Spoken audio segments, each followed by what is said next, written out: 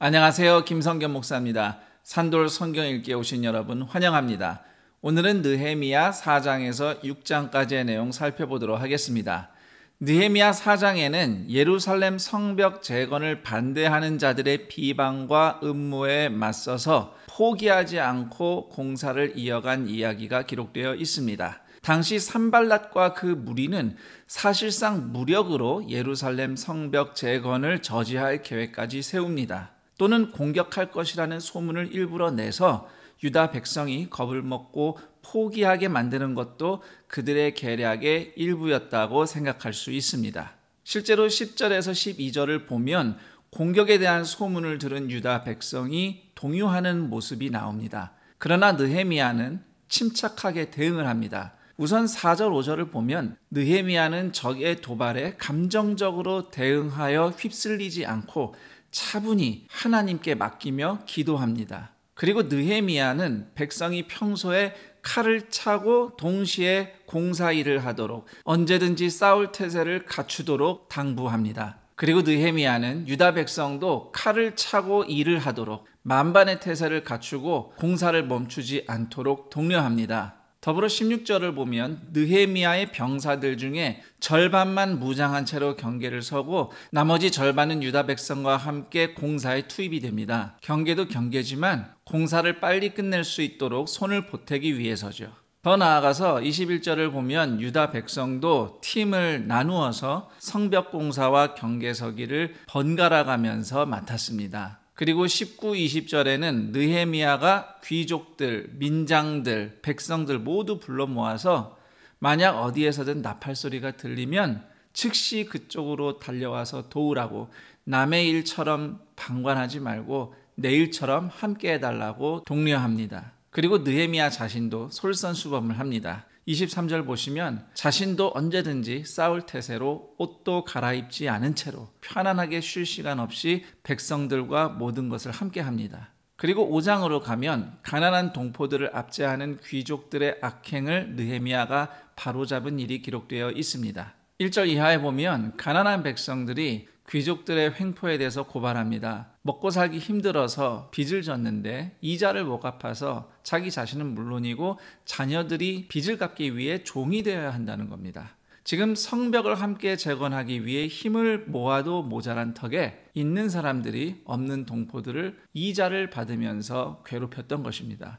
그래서 느헤미야는 유다의 귀족들을 다 불러 모아서 동포에게 절대로 이자를 받지 말라고 제사장 앞에서 맹세하게 합니다.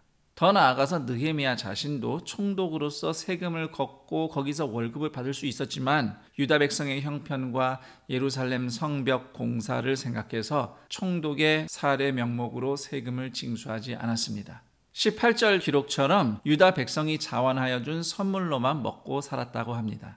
5장에서 인상적인 대목은 6절, 7절입니다. 귀족들의 불의를 듣고 느헤미야가 분노했습니다. 그렇지만 7절에 보면 깊이 생각하고 그 다음에 귀족들과 민장들을 꾸짖었다고 합니다. 다시 말해서 감정적으로 분노하지 않고 정확하게 꾸짖을 말만 전달하기 위해서 깊이 생각한 겁니다. 즉 잠시 멈추고 하나님이 기뻐하시는 뜻이 무엇인지 생각한 것이죠.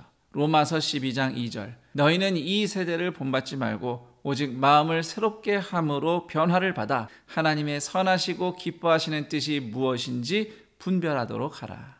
이제 6장으로 가면 느헤미야를 노린 산발랏의 계략에 속아 넘어가지 않은 느헤미야 이야기가 소개되어 있습니다. 산발랏은 드디어 느헤미야를 암살하기 위해서 예루살렘 밖으로 유인하려고 몇 번이고 한번 만나자고 유인을 합니다만 느헤미야는 그 계략을 알든 모르든 나는 지금 성벽 공사가 바쁘다, 자리를 비울 수 없다, 이렇게 명확한 이유를 대고 만남의 요청에 응하지 않습니다. 급기야 산발랏은 느헤미야가 유다에서 왕이 되려고 한다는 소문이 돌고 있다, 심지어 선지자들이 유다에 왕이 있다고 예언을 한다는데 그게 다 당신이 사주했다는 소문이 돈다, 이런 거짓말까지 만들어서 느헤미야를 걱정하는 척하면서 한번 만나자고 합니다. 그러나 느헤미야는 그런 거 다 거짓말이다, 당신에게 나를 증명할 필요가 없다, 산발랏의 요청을 거절합니다. 나중에 14절에 여선지자 노다야와 그 외의 선지자들에 대해서 느헤미야가 하나님께 기도하며 상소하는 모습이 있는데요. 실제로 산발랏의 사주를 받은 이 선지자들이 느헤미야가 왕이라고 거짓 예언을 했던 것 같습니다. 여기서 우리가 주목할 것은 느헤미야가 만일 오해를 풀겠다면서 행동했다면 산발랏의 꾀에 넘어갔을 겁니다.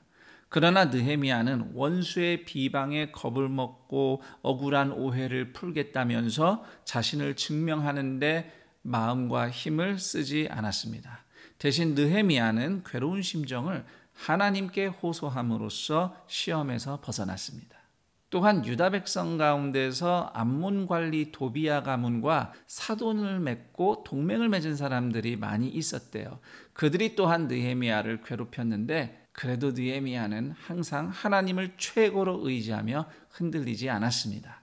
6장 전체에서 인상 깊은 이야기는 10절에서 14절이라고 저는 생각합니다. 스마야라는 인물이 마치 예언을 하는 것처럼 산발랏이 당신을 죽이러 온다. 지금 나와 같이 성전 안으로 들어가자라고 느헤미야에게 제안한 대목이에요. 그러나 느헤미야는 11절에서 나 같은 몸이면 누가 외소에 들어가서 생명을 보존하겠느냐라고 말을 하는데 느헤미야가 정말 내관이었다면 고자의 몸을 가진 사람이 성전에 들어가는 것은 율법을 어기게 되는 것이기 때문에 그런 의미에서 느헤미야가 11절처럼 말한 것일 수도 있고요. 또는 단순히 개인의 이익을 위해서 성전을 이용할 수 없다는 의미로 그렇게 말했을 수 있습니다. 어쨌든 결과적으로 느헤미야는 거짓에 속아 성전을 범하는 죄를 짓지 않습니다. 이런 어려움을 잘 이겨내고 마침내 52일 만에 성벽 공사가 마쳐집니다. 16절 우리의 모든 대적과 주위에 있는 이방 족속들이 이를 듣고 다 두려워하여 크게 낙담하였으니 그들이 우리 하나님께서 이 역사를 이루신 것을 알미니라. 4장에서 6장 내용을 한번 정리를 해보자면 느헤미야는 단지 예루살렘 성벽만 재건한 것이 아닙니다.